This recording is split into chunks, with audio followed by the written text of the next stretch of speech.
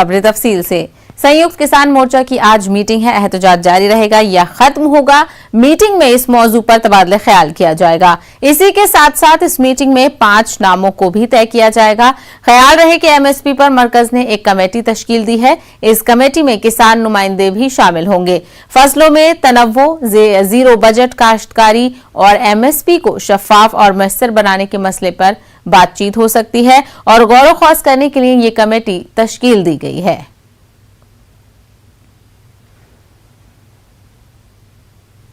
आज अहम बैठक है। किसान नेता राकेश टिकैत से हम बात करते हैं।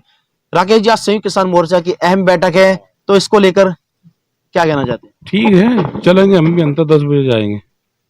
बैठक में आप भी जा रहे हैं आज? आ जा रहे। तो क्या क्या मुद्दे रहने वाले हैं और 5 नाम भी तय किए गए हैं? अभी जाकर पता चलेगा नाम का तो क्या है, लेकिन कल हरियाणा के मुख्यमंत्री से मीटिंग हुई, उसमें फाइनल नहीं हो पाया। मुकदमों पे तो फाइनल में करना चाह रहे, लेकिन कंपनसेशन पे अभी बात नहीं बनी। भारत सरकार भी बातचीत करेगी तो बात करेगी। कब तक निकल जाएगा? क्या हम इस माह में समझे कि कहीं ना कहीं आंदोलन का हल इस माह तक? उम्मीद तो है अगर सरकार ठीक लाइन पर काम करेगी तो इस महीने में समाधान निकलना चाहिए, क्योंकि 1 जनवरी से नई मांग आ जाएगी।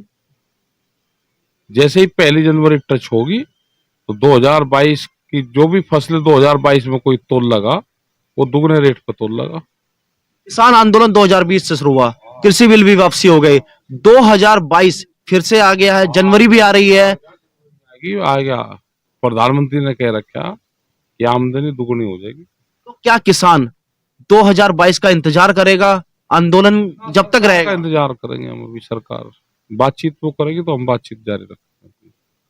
राकेश जी, 21वीं सेंचुरी फाइनलिस्ट में आपका नाम गया है, क्या कहना चाहेंगे इसको लेकर? किसे समर्पित करेंगे यहाँ तक पहुंचना?